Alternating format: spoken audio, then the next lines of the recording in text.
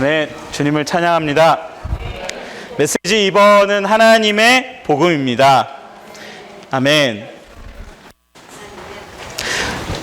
앞 시간에 그 메시지 1번 끝부분에 5번째 복음서 로마 숫자 2번의 5번째 복음서 부분을 저희가 못 읽고 넘어갔는데요.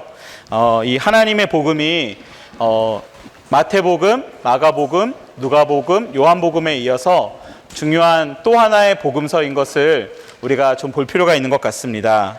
그래서 메시지 1번에 있는 맨 마지막 페이지에 5번째 복음서 아래에 있는 1번부터 7번까지를 한번 쭉 같이 먼저 읽어보고 시작하겠습니다. 사복음서는 십자가에 달리시고 부활하시기 전 제자들과 함께 계실 때에 육체를 입으신 그리스도에 관한 말씀이다. 말씀이 육체가 되신 후 그리스도께서 제자들과 함께 계셨지만 십자가와 부활 전에는 아직 그들 속에 계시지 않았다. 로마서에 있는 복음은 육체를 입으신 그리스도가 아니라 그 영이신 그리스도를 말하는 것이다. 로마서 8장에서 우리가 보는 것은 우리 안에 거하시는 생명의 영이 곧 그리스도 자신이시라는 것이다. 그리스도께서 우리 안에 계신다. 사복음서에 나타난 그리스도는 말씀이 육체가 되신 때부터 십자가와 부활 전까지의 그리스도이시다. 그러한 그리스도는 우리 밖에 계신다. 그러나 로마서에 나타난 그리스도는 부활하신 후에 그리스도이시다. 그러한 그리스도는 우리 안에 계신다. 이 점에서 바로 로마서에 나타난 그리스도가 복음서에 나타난 그리스도보다 더 깊고 보다 더 주관적이라는 것이다. 로마서의 복음은 부활하신 후 그 영으로 우리 안에 계시는 그리스도에 관한 복음이다. 우리에게 신약 성경의 사복음서에 나타난 그리스도에 관한 복음만 있다면 우리의 복음은 너무나 객관적이다. 우리는 5번째 복음, 즉 그리스도의 주관적인 복음인 로마서의 복음이 필요하다. 우리의 그리스도는 더 높고 보다 주관적인 분이시다. 그분은 우리 안에 계신 생명의 영이시다. 그리스도는 이와 같이 주관적인 분이시다. 요한복음 14장과 15장에서 그리스도는 믿는 이들 안에 계실 것이라고 했지만 그것은 그리스도께서 부활하시기 전까지는 이루어지지 않았다. 로마서는 그리스도께서 부활하신 후의 복음이시며 이제 그분을 믿는 이들 안에 계신 주관적인 구원자이시라는 사실을 보여주고 있다. 그러므로 이 복음은 더 깊고 보다 주관적이다. 아멘. 아까 그 첫 시간에 강의하신 이렇게 형제님께서 나의 복음이라는 말씀을 하실 때 제 생각은 안 하고 왔는데 그 말씀이 너무 인상적이었습니다. 이 나의 복음이라는 말은 단지 바울 형제님이 자기가 듣고 보고 안 복음, 특별히 내가 어떤 특별한 말을 했다, 그러한 복음이라는 뜻만이 아니라 형제님 말씀을 들을 때 또 이 부분의 개요를 대할 때 바울은 자신이 주관적으로 체험한 자신 안에 계신 그리스도의 복음을 말한 것입니다. 정말 이 세미나를 저희가 거치는 동안 바울 형제님이 전한 이런 로마서에 게시된 하나님의 복음이 바울 형제님만의 복음이 아니라 우리의 복음이 되길 원합니다. 우리 안에 계신 그리스도를 우리도 바울 형제님과 동일하게 복음으로 전파할 수 있기를 원합니다. 아멘. 먼저 로마 숫자 1번과 성경 말씀을 같이 읽겠습니다. 성경에 약속된 것임 그리스도 예수님의 노예요 부름받은 사도인 바울은 하나님의 복음을 위하여 분별되었습니다. 이 복음은 하나님께서 그분의 신원자들을 통하여 성경에 미리 약속하신 것이며 아멘. 바울 형제님은 특별히 그의 서신서를 볼 때 구약에 약속된 예언된 신원자들을 통해서 예언된 많은 이러한 약속의 말씀을 신약에서 다시 한번 그리스도께 적용하는 것을 볼 수 있습니다. 그렇기 때문에 바울 형제님이 전한 복음은 우연히 신약 시대가 돼서 우연히 바울 형제님이 어떤 깨달음을 얻어서 그냥 말한 것이 아니라 구약 성경과 신약에서 오신 예수 그리스도를 대조해 볼 때 이러한 그리스도가 구약에 사실은 약속되시고 예언되신 분이셨구나. 바울 형제님은 이러한 그리스도에 대해서 말하고 있는 것입니다. 그렇기 때문에 이러한 복음은 우연히 전해진 것이 아니라 심지어 하나님께서 영원 전에 창세 전에 이미 계획하시고 예비하신 것이며 정말 구약의 여러 신원자들을 통해 여러 차례 약속하신 것입니다. 아멘. A번에 1, 2, 3번까지 읽어보겠습니다. 고대의 관습과 법에 따르면 노예는 그의 주인이 값을 지불하고 사온 사람이었으며 그의 주인은 심지어 그를 죽일 수 있는 정도까지 절대적인 권리를 가지고 있었다. 바울은 그리스도의 그러한 노예였다. 이 단어에서 형성된 동사들이 이 책 전체를 통해 몇 차례 사용되었다. 하나는 로마서 6장 6절에서 노예로서 섬기다로, 7장 6절 25절, 9장 12절, 12장 11절, 14장 18절과 16장 18절에서는 섬기다로 번역되었다. 또 다른 하나는 로마서 6장 18절 22절에서 노예가 되다로 번역되었다. 노예와 같은 어근에서 나온 노예 상태라는 단어가 로마서 8장 15절 21절에서 사용된다. 바울이 이 용어를 사용한 것은 그가 자칭 사도나 주님께 고용된 사도가 아니라는 것을 가리킨다. 오히려 그는 타고난 생명 안에서 하나님을 섬긴 것이 아니라 거듭난 생명 안에서 하나님을 섬기고 그분의 백성에게 공급하기 위하여 하나님께서 값을 치르시고 사오신 노예였다. 아멘. 우리 모두가 주 예수님께서 십자가에 못 박혀 피 흘리심으로 그 피로 우리를 사셨다는 것을 알고 있습니다. 그렇기 때문에 바울 형제님만이 아니라 사실 우리 모두는 하나님께 노예와 같은 사람입니다. 주님을 믿은 모든 사람은 그리스도를 영접할 때 사실 우리 모두가 하나님께서 우리를 값을 치르시고 사오신 노예라는 것을 깨달아야 합니다. 그러나 여기서의 노예의 중점은 단지 노예로서 신실하고 충성스럽게 하나님을 향해 무언가를 하는 것에 중점이 있는 것이 아니라 노예로서 그는 자신의 목숨을 내려놓고 다른 어떤 생명에 의해 살았다는 것을 바울 형제님은 강조하고자 했습니다. 그렇기 때문에 여기 나온 말씀처럼 바울 형제님은 탁월한 생명 안에서 하나님을 섬긴 것이 아니라 거듭난 생명 안에서 하나님을 섬겼습니다. 비번을 한번 같이 읽어보겠습니다. 이전에 사울은 믿는 이들을 박해하고 교회를 황폐하게 했다. 그가 구원받은 후 복음을 전파하기 위하여 나아갔을 때에 그의 이름은 바울로 바뀌었다. 아멘. 바울 형제님이 이렇게 주님을 영접하고 주님을 믿어서 거듭나기 전에 여전히 하나님을 열심히 섬겼습니다. 타고난 생명 안에서 하나님을 섬긴 이 사울의 결과가 무엇이었습니까? 하나님을 믿는 이들을 박해하고 교회를 황폐하게 했던 것입니다.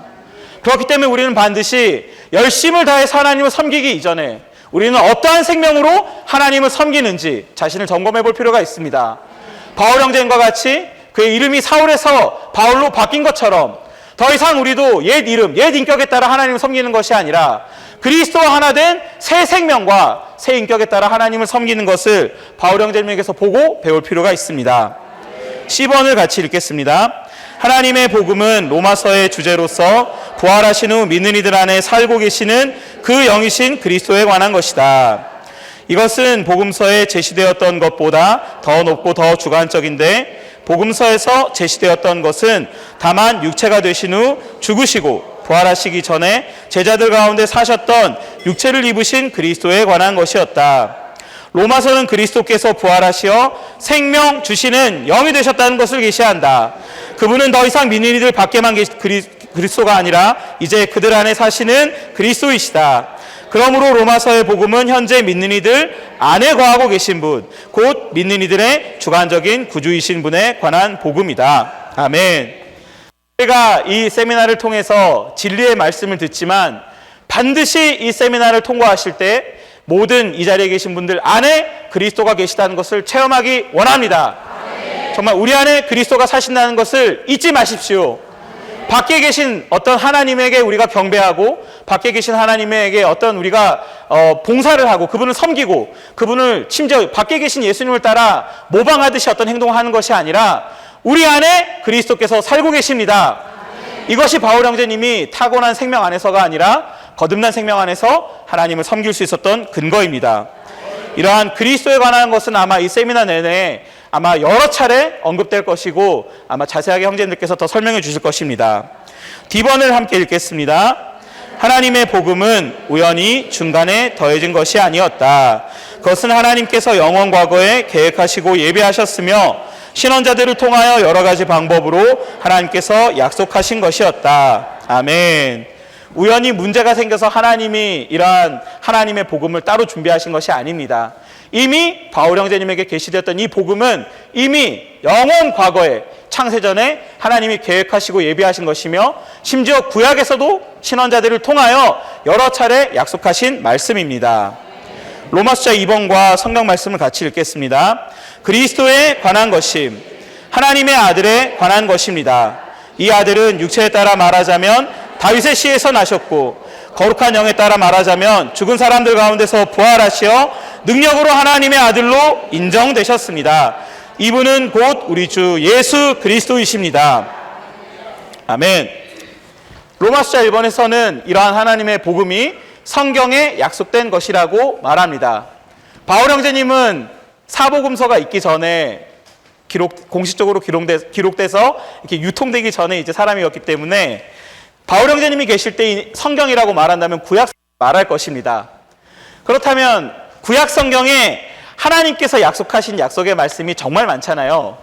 그러면 그 약속의 말씀들 중에 제일 중요하고 위대하고 핵심적이고 반드시 꼽아야 하는 한 가지를 말하라면 어떠한 약속을 꼽으시겠습니까?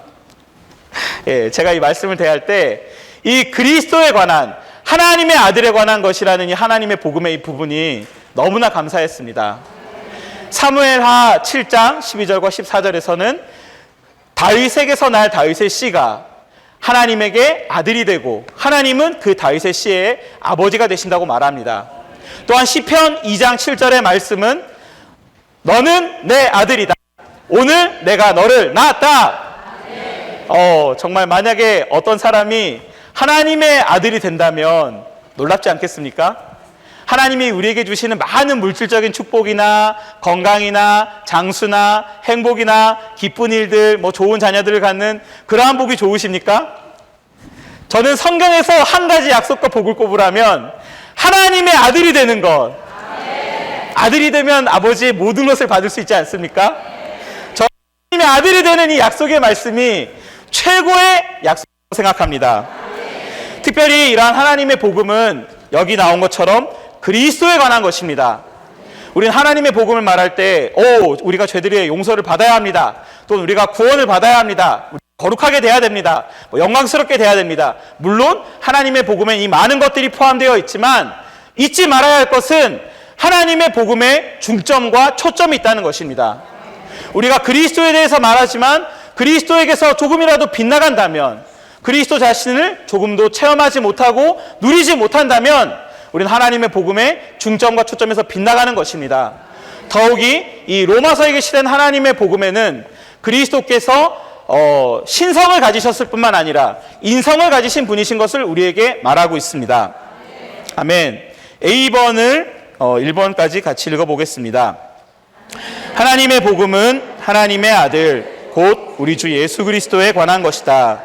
이 놀라운 분은 두 가지 본성인 신성한 본성과 사람의 본성 곧 신성과 인성을 가지고 계신다. 다윗의 씨는 그리스도께서 가지신 사람의 본성을 의미한다. 그리스도께서 거치신 과정의 첫 단계인 육체되심을 통해 하나님은 인성 안으로 이끌리셨다. B번도 있겠습니다. 다윗의 씨가 하나님의 아들이 되심은 그리스도께서 부활에 의해 하나님의 맏아들로 인정되시는 과정을 말한다. 아멘. 여기서 잠깐 로마서 1장 3절과 4절에서 제시된 그리스도께서 거치신 과정을 조금 볼 필요가 있습니다. 여기 로마서 1장 3절과 4절에서 첫 번째로 이 그리스도는 육체에 따라 말하자면 다윗의 씨에서 나셨다고 말합니다. 그리고 거룩한 영에 따라 말하자면 그분께서 죽은 사람들 가운데서 부활하시어 하나님의 아들로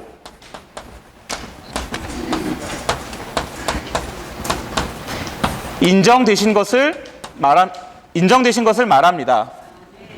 아멘. 아멘. 여기 저희가 이제 요한복음 1장 18절과 로마서 8장 3절을 보시면 하나님의 아들께서 육체가 되신 것을 말합니다. 그렇다면 육체가 되시기 전에도 이분은 하나님의 아들이셨는데 왜 로마서 1장 3절과 4절에서는 먼저 이 그리스도께서 육체가 되신 것을 먼저 말하고 그 다음에 왜 하나님의 아들로 인정되신 것을 말할까요? 이것이 저희가 보아야 되는 한 가지 중요한 중점입니다. 이것은 이 그리스도께서 다윗에서 나셔서 육체가 되심으로 그분이 구속을 이루기 위해 한 가지 과정을 먼저 거치신 것을 말하고요. 또한 두 번째 과정은 그분께서 그분을 믿는 모든 사람에게 생명이 되시기 위하여 죽고 부활하시는 과정을 통해서 하나님의 아들로 인정되시는 것을 우리에게 말하는 것입니다. 여기 있는 이 육체가 되신 것은 요한복음 1장 14절에 나옵니다. 그리고 여기 하나님의 아들로 인정되는 것은 로마서 1장 4절에 나옵니다. 우리는 그리스도께서 이렇게 두 가지 과정을 거치신 것에 대해 인상을 받아야 합니다. 육체가 되심으로써 원래 사람 안에는 하나님이 없었죠. 그러나 하나님을 사람 안으로, 인성 안으로 그리스도께서 육체가 되실 때 이끌어 오신 것입니다. 또한 그리스도께서 죽고 부활하심을 통해 그분의 인성의 부분이 하나님의 아들로 인정됨을 통하여 그분은 사람을 하나님 안으로, 신성 안으로 이끄셨습니다. 이것은 그리스도께서 거치신 매우 중요한 두 단계입니다. 앞으로 로마서에서 이러한 부분들이 계속 더 반복될 것입니다. 1번과 2번과 3번도 같이 읽겠습니다. 육체가 되시기 전에도 이미 그리스도는 신성하신 분이셨고 하나님의 아들이셨다. 육체가 되심으로 그리스도는 한 요소, 곧 사람의 육체를 입으셨는데 그것은 신성과 아무 관계가 없었다.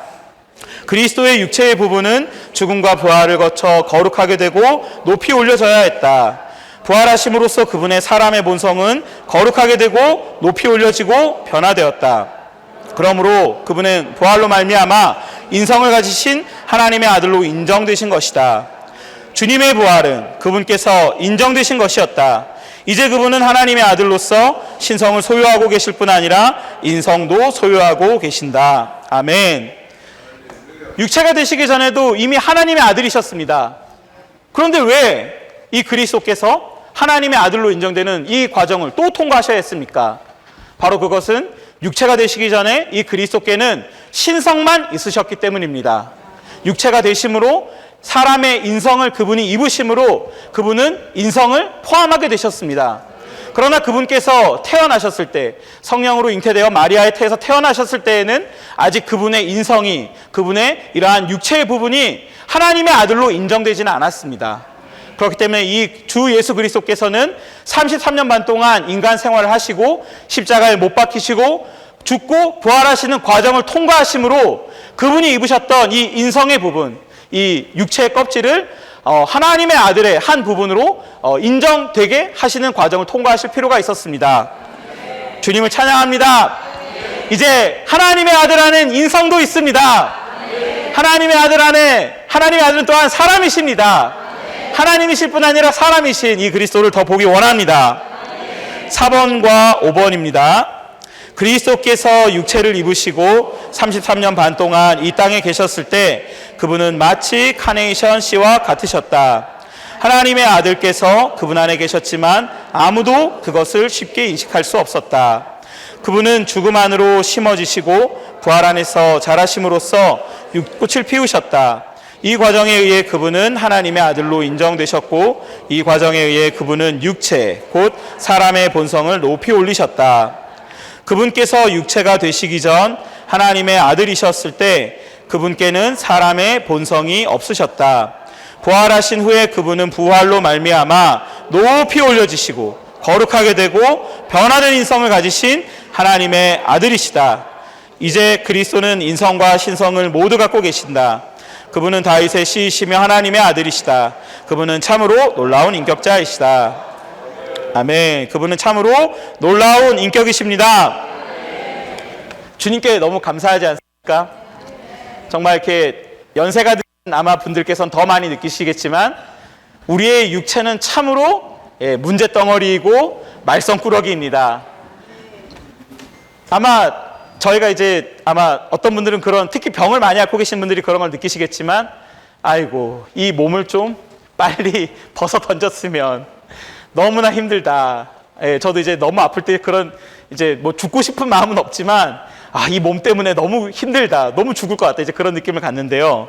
주님께 너무나 감사한 것은 이러한 육체, 사람의 인성에 속한 부분을 주님이 사람이 되셔서 입으신 후에 아이고 이 지긋지긋한 육체, 아유 33년 반 동안이나 나를 정말 힘들게 했지 하고 버리지 않으셨다는 것입니다. 오히려 이러한 사람의 인성의 부분, 그분이 입으셨던 이러한 육체의 껍질을 그분은 높이 올리시고 거룩하게 하시고 변화시키셔서 하나님의 아들의 한 부분으로 인정되게 하셨습니다. 아멘. 그런데 그리스도께서 육체가 되신 것에는 두 가지 목적이 있습니다. 여기 이제 첫 번째 육체가 되신 이것은 특별히 죽음을 통하여 구속을 성취하기 위한 것이었습니다. 그런데 그리스도께서 부활하셔서 하나님의 아들로 인정되신 것은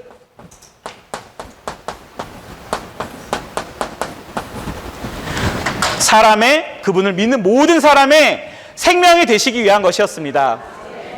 요한복음 1장을 보시면은, 요한복음 1장에 보시면 이제 29절에서는 그런 유명한 말씀이 나오죠. 세상 죄를 지고 가시는, 세상 죄를 없애시는 하나님의 어린 양이시다. 이것이 바로 구속의 방면을 말합니다. 그런데 바로 뒤에 이어서 요한복음 1장 32절과 33절을 보면, 32절과 33절을 보면 거기서 그리스도께서는 생명을 나누어 주는 비둘기와 함께 하시는 분으로 나옵니다. 이것은 그리스도께서 구속을 위하여 육체가 되시어 죽으신 후에 부활하심을 통하여 사람의 생명으로 오셨다는 것을 우리에게 말합니다. 모두 아시겠지만 신성에는 피가 없습니다. 그렇기 때문에 피가 있는 인성을 주 예수님은 입으셔야 했습니다. 히브리서 9장 22절에서 말한 것처럼 피 흘림이 없으면 죄들의 용서가 없습니다. 그렇기 때문에 그분은 육체를 입으셔야 했습니다. 그러나 또한 요한일서 5장 12절을 보면 누구든지 하나님의 아들이 있으면 생명이 있습니다. 하나님의 아들이 있는 사람에게는 생명이 있다고 말합니다. 이것은 바로 하나님의 아들이 밖에 계신 것이 아니라 우리 안에 들어오실 때, 그것은 바로 우리가 하나님의 생명을 가진 것을 우리에게 말해줍니다. 이렇게 로마서 전체는 계속해서 구속과 이러한 생명, 구속과 생명, 우리를 의롭다 하시고 어떻게 우리의 생명이 되시는지를 말하고 있습니다. 간단하게 로마서 8장을 보면 로마서 8장 3절에서는 하나님께서 그분 자신의 아들을 죄의 육체의 모양으로 보내셔서 그 육체 안에서 죄를 유죄 판결하셨다고 말합니다. 이것은 바로 죄를 끝내시고 사람을 구속하시기 위한 것을 말합니다. 그런데 바로 앞에 있는 로마서 8장 2절에서는 생명의 영을 말합니다. 이것은 그리스도께서 이러한 구속의 과정을 거치신 후에 우리 안에 생명의 영으로, 내주하는 영으로 우리 안에 오신 것을 말합니다. 주님을 찬양합니다. 자, 그런데 여기 이제 중요한 것은 로마서 1장 3절과 4절에서 왜 이렇게 하나님의 복음을 하나님의 아들에 관한 것으로 시작하는가? 이것은 중요한 이유가 있습니다. 바로 여기 로마서에 이제 여기 이제 시작이 있고요, 목표가 있습니다. 조금 전에 말한 것처럼 이제 로마서의 시작은 1장 3절과 4절이라고 말할 수 있는데요, 목표는 8장 29절과 30절입니다. 여기서 중요한 단어는 하나님의 아들입니다.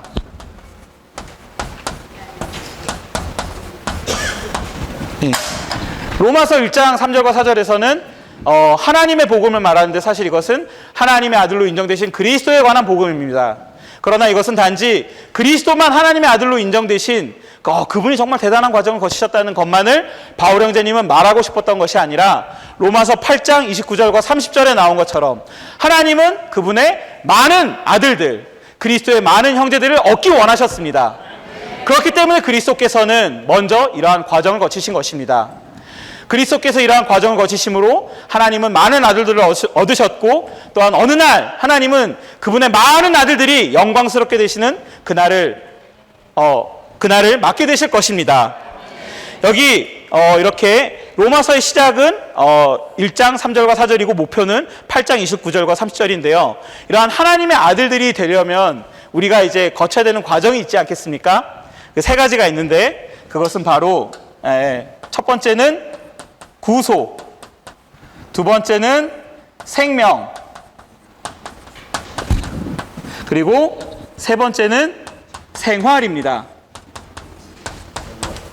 여기 구속은 또한 의롭게 됨이라고도 말할 수 있습니다. 우리가 하나님의 아들들로서 정말 주님이 거치신 과정을 생각해 볼 때 정말 주님께 너무나 감사합니다. 그러나 저희가 주 예수님을 딱 믿고 하나님의 아들이신 그분을 받아들여서 우리도 하나님의 아들들이 됐습니다. 그래서 하나님의 경륜과 계획과 목적이 모두 끝났습니다 하고 행복하게 끝나면 너무나 좋겠지만 여전히 저희가 거쳐야 될 하나의 과정이 있습니다. 그것은 첫째로 구속, 의롭게 되는 과정을 우리는 거쳐야 합니다. 이것이 바로 로마서 1장 1절부터 5장 11절에까지 계시되고 있습니다. 그리고 하나님의 구속을 적용받아서 의롭게 된 우리는 어떻게 해야 합니까? 생명을 받아야 합니다. 하나님의 생명, 우리의 생명 되신 그리스도를 얻어야 합니다. 이것이 어디에 나옵니까? 바로 로마서 5장 12절부터 그 8장 마지막까지 이것이 나옵니다. 그리고 마지막으로 이러한 신성한 생명을 우리가 얻었다면, 받았다면 이제 좋은 걸 가졌으니까 됐다 하고 안심하면 됩니까? 아닙니다. 여기에 이러한 신성한 생명으로 사는 하나의 생활이 필요합니다.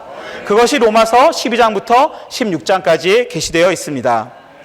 주님께 감사한 것은 우리가 한면으로 이렇게 이러한 과정을 생각할 때 우리는 예수님과 너무나 똑같은 사람들이라는 것입니다.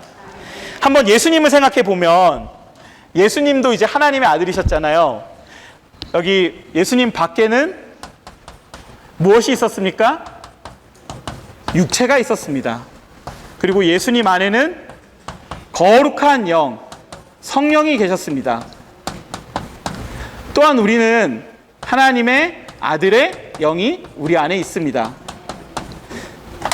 예수님을 생각해 볼 때 예수님도 그 안에 거룩한 영이 계셨고 그분도 밖에 육체를 입고 계셨고 그분도 33년 반의 인간 생활을 통과하셔서 하나님의 아들로 인정되는 결론에 도달하셨습니다. 거듭난 우리는 어떻습니까? 왜? 우리는 먼저 태어날 때 사실 육체로만 태어났죠. 그러나 예수님을, 우리 주 예수님을 하나님의 아들로 믿고 받아들였을 때 어떻게 됩니까? 하나님의 아들의 영께서 우리 모든 믿는 사람들 안에 들어오셨습니다. 거듭난 것입니다. 그래서 우리도 또한 어떠한 과정을 거치고 있습니까? 하나님의 아들로 인정되는 과정을 거치고 있는 것입니다. 아멘. 주님을 찬양합니다. 제가 만약에 오늘 여기서는 제가 하나님의 아들입니다. 탁 말하면 아마 다들 이게 맞죠? 그럴 수 있습니다. 아멘입니다. 하실 거예요. 근데 제가 만약에 저 야탐역에 나가가지고 여기 하나님의 아들이 있습니다 라고 말하면 사람들이 뭐라고 하겠습니까? 젊어 보이는데 정신이 좀 약간 이상한 사람 아닌가? 또는 아마 좀 성경을 아는 사람들은 저 사람 이단 아닌가? 자기를 뭔가 하나님의 높이는 좀 이상한 사람 아닌가? 그렇게 생각할 것입니다. 우리 안에 하나님의 생명이 다 있지 않습니까? 이 안에 하나님의 생명이 아직 없으신 분이 계십니까? 하나님의 아들의 생명이 모두 안에 계십니까? 하나님의 아들이 계십니까? 그렇다면 씨가 우리 안에 심겨진 것입니다. 중요한 것은 무엇입니까? 이 씨가 자라고 발전해서 꽃을 피워야 한다는 것입니다. 정말 하나님은 하나님의 아들들의 생명을 우리에게 주신 것이 단지 생명 받았으니까 됐다, 편안하게 살아라, 그러다가 천국에 온다, 이런 것이 아니라 그 생명이 계속해서 너의 안에서 발전하고 자라서 영광스럽게 표현될 때까지 혼을 완전히, 생각, 감정, 의지를 완전히 채우고 심지어 죽을 몸을 통해서도 이 생명이 나타날 때까지 너의 생활과 움직임과 일과 봉사가 정말 하나님의 아들이구나 보는 사람들이 완전히 알 때까지 이 생명이 우리에게서 자라고 발전하고 표현되기를 원하십니다. 아멘. 주님을 찬양합니다. 아멘. 여기 로마 숫자 3번과 성경 말씀을 같이 읽어보겠습니다. 부름받은 사람들에게 받아들여짐, 그분의 이름을 위하여 모든 이방인 가운데서 사람들을 믿음에 순종하게 하기 위한 것입니다.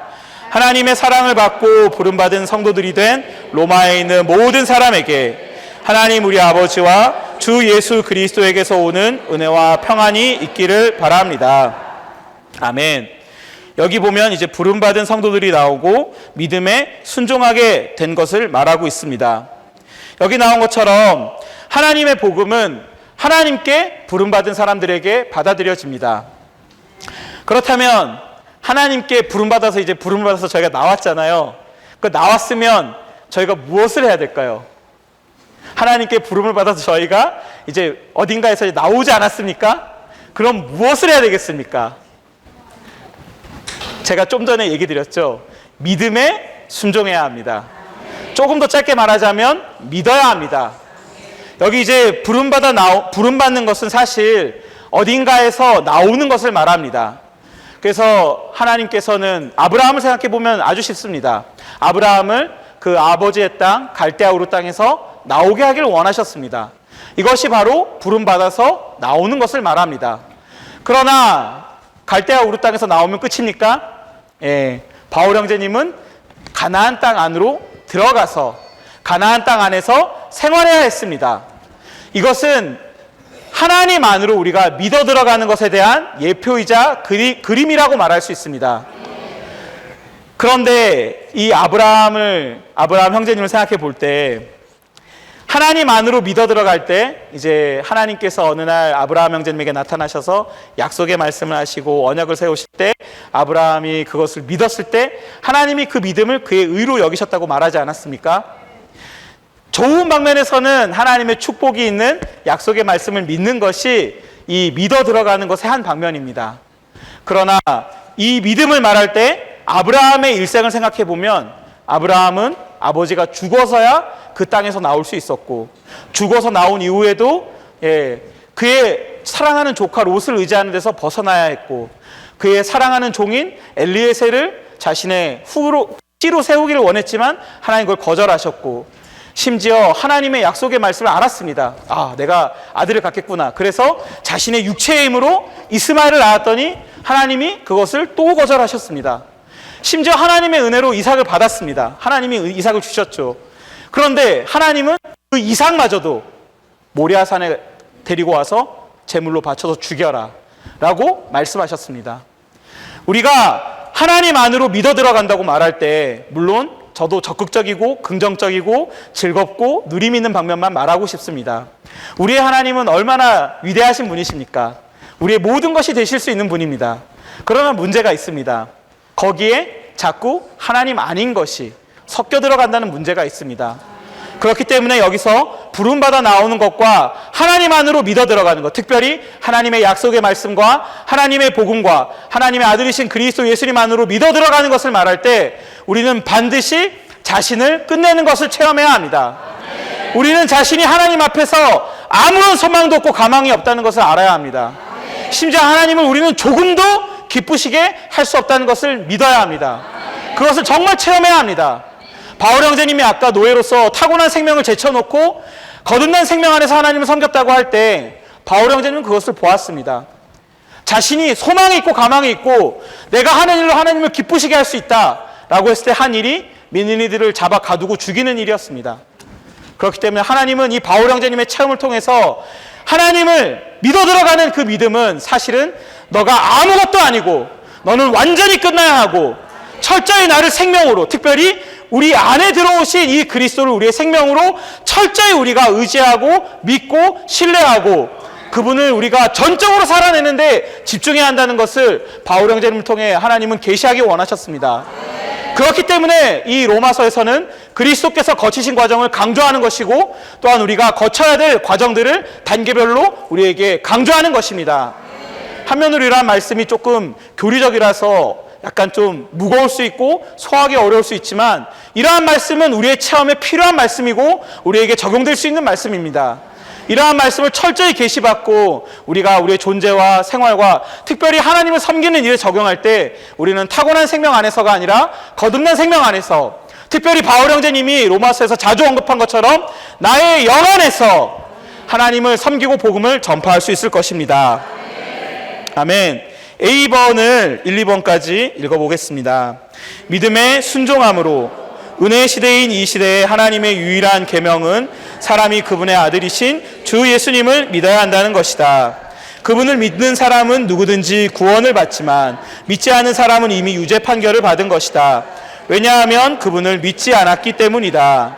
성령은 주님을 믿지 않는 죄, 곧 하나님의 유일한 계명을 순종하지 않는 죄에 대하여 세상을 가책받게 하신다. 아멘. 구약에는 10계명을 포함한 많은 모세율법이 있었지만 신약에는 특별히 은혜 시대에는 우리 주 예수 그리스도를 하나님의 아들로 믿고 그분을 우리 안에 받아들이는 이 한 가지 유일한 계명이 있습니다. B번과 C번도 모두 읽어보겠습니다. 하나님은 우리를 그리스도 안으로 이끄시기 위하여 부르시는데 이것은 우리를 그분께 속하게 하시려는 것이다. 하나님의 모든 충만은 그리스도 안에 거한다. 우리가 그분 안으로 이끌리어 그분께 속하게 될 때 우리는 하나님의 모든 충만에 참여한다. 하나님의 충만에서 우리는 하나님께 속한 모든 것, 심지어 은혜 위에 은혜를 받았다. 이 문제가 이 책의 처음 8장에서 상세하게 다루어진다. 은혜는 우리의 누림이신 그리스도 안에 계신 하나님이며 근원이다. 평안은 우리가 그리스도 안에 계신 하나님을 누린 결과이며 산출물이다. 아멘. 이러한 은혜와 평안에 관한 부분은 나중에 더 자세히 보도록 하겠습니다. 4번과 성경 말씀을 같이 읽겠습니다. 열심으로 전파되고 믿음으로 참여하게 돼 내가 기도할 때에 항상 여러분을 얼마나 끊임없이 언급하는지에 대해서는 하나님의 아들의 복음 안에서 그리고 나의 영 안에서 섬기는 하나님께서 나의 증인이 되십니다. 아멘. 자, 그러면 우리는 여기서 어떻게 우리가 하나님의 복음을 전파하는지를 같이 볼 것입니다. A번 1, 2, 3번 읽겠습니다. 이 복음은 영 안에서 전파된다. 이것은 하나님의 영이 아닌 바울의 거듭난 영이다. 영은 마음, 혼, 생각, 감정, 의식 또는 타고난 생명과 다르다. 그리스도와 그 영은 거듭난 믿는 이들의 영 안에 함께 계신다. 이 책에서 바울은 우리가 어떤 사람이든지 무엇을 가지고 있든지 하나님을 향하여 무엇을 하든지 반드시 이 영 안에 있어야 한다고 강조했다. 바울은 혼 안에서 혼의 힘과 능력으로 섬기지 않고 자신의 거듭난 영 안에서 내주하시는 그리스도, 즉 생명 주시는 영으로 하나님을 섬겼다. 이것이 그의 복음 전파에서 첫째로 중요한 항목이었다. 아멘. 타고난 생명 안에서가 아니라 거듭난 생명 안에서 하나님을 섬기는 것은 우리의 혼의 능력이나 힘을 사용하는 것이 아니라 우리 안에 있는 영, 거듭난 영, 내주하시는 그리스도께서 거하고 계신 우리 사람의 이 거듭난 영을 사용하여 하나님을 섬기고 복음을 전파하는 것입니다. 특별히 로마서에서 바울 형제님이 이것을 언급한 것은 종교적인 사람들과 이 로마서에서 바울 형제님은 이렇게 논증하고 있었기 때문에 이러한 것을 더 강조했습니다. 왜냐하면 종교적인 사람의 특징은 밖에 있는 교리나 어떤 문자나 규례를 의식하고 또한 종교적인 어떤 형식이나 의식, 밖에 있는 것들을 너무나 주의합니다. 그러나 바울 형제님은 하나님을 섬긴다고 말할 때 밖에 있는 것을 중점을 두지 않고 그의 안에 계신 하나님께 계속 주의를 기울였고 초점을 맞췄고 이러한 하나님과 하나 되어서 하나님이 하고자 하시는 일과 하나님이 하고자 하시는 그러한 봉사를 바울 형제님 수행하였습니다. 그렇기 때문에 바울 형제님은 로마서에서 무려 11번이나 나의 영 안에서 섬기는 하나님에 대해서 말하고 있습니다. 우리 사람의 영에 대해서 말하고 있는데요. 2장 29절에서는 진정한 하나님의 백성이라면 영 안에 있어야 하고 진정한 할례는 외적으로 육체에 있는 것이 아니라 영 안에 있는 것이라고 말합니다. 또한 7장 6절에서는 바울 형제님이 영의 세움 안에서 우리가 하나님을 섬겨야 한다고 말합니다. 또한 로마서 12장 11절에서는 특별히 우리가 영 안에서 불타야 한다고 말합니다. 우리는 우리의 영이 우리의 존재에서 가장 강한 부분이 되게 해야 합니다. 이것이 바로 하나님을 섬기고 복음을 전파하는 사람의 특징입니다. B번과 C번을 모두 읽겠습니다. 복음을 전하려면 우리에게 많은 기도가 필요하다. 우리는 사람들을 위해 기도해야 하며 복음을 위해 기도해야 한다. 복음을 전할 때 다른 어떤 노력보다 기도가 더 필요하다. 기도하지 않는다면 복음 전파의 열매를 맺을 수 없을 것이다. 우리는 복음을 영 안에서 또한 기도함으로 전할 뿐 아니라 간절하게 전해야 한다. 술수나 기교는 효과가 없을 것이다. 우리 모두는 우리의 영을 사용하여 사람들을 접촉해야 하고 기도해야 하며 간절함을 가지고 준비되어 있어야 한다. 아멘. 아마 여기 계신 분들은 이 말씀을 누리고 아시기 위해 오신 것도 있지만 아마 많은 분들이 하나님을 진지하게 섬기는 분들이실 것입니다. 우리는 하나님을 섬기는 사람들로서 세 가지를 반드시 기억하기 원합니다. 첫째는 영안에서, 둘째는 기도함으로, 셋째는 간절하게 하나님을 섬기고 복음을 전파하기 원합니다. 아멘. 5번을 성경 말씀과 같이 읽겠습니다. 하나님의 구원의 능력이, 이 복음은 먼저 유대인에게 그리고 헬라인에게까지 모든 믿는 사람을 구원에 이르게 하는 하나님의 능력이기 때문입니다. 믿음에서 나와 믿음에 이르게 하는 하나님의 의가 이 복음에 계시되어 있는데, 이것은 성경에 그러나 의인은 믿음으로 생명을 얻고 살 것이다 라고 기록된 것과 같습니다. 아멘. A번도 읽겠습니다. 이 복음은 구원에 이르게 하는 하나님의 능력이다. 구원은 믿는 이들을 하나님의 유죄 판결과 영원한 멸망에서 구원할 뿐만 아니라 그들의 타고난 생명과 자아에서 구원하는 것인데, 이것은 믿는 이들이 거룩하게 되고 변화되고 다른 이들과 함께 그리스도의 한 몸으로 건축되어 그리스도의 충만과 표현이 되도록 하려는 것이다. 하나님의 복음은 이러한 충만하고 완전하며 궁극적인 구원에 이르게 하는 하나님의 능력이다. 하나님의 복음은 모든 믿는 이를 위한 하나님의 능력이다. 주님을 찬양하자. 아멘. 여기 이제 나온 거룩하게 됨, 변화, 건축, 그리고 하나님의 구원에 관한 주제들은 뒤에 있는 세미나에 더 깊고 자세하게 형제님들께서 다루어 주실 것입니다. B번도 읽어보겠습니다. 하나님의 복음에 능력이 있는 이유는 하나님의 의가 복음에 계시되어 있기 때문이다. 요한복음 3장 16절에 하나님의 사랑은 하나님께서 구원하시는 근원과 동기이다. 에베소서 2장 5절과 8절에 하나님의 은혜는 하나님께서 구원하시는 수단이다. 여기에 하나님의 의는 하나님께서 구원하시는 능력이다. 견고하고 확고부동한 하나님의 의는 하나님의 보좌의 기초인데, 그 기초 위에 그분의 왕국이 세워진다. 법적인 면에서 사랑과 은혜는 변동될 수 있지만 의는 그럴 수 없다. 하나님의 의는 더욱 그렇다.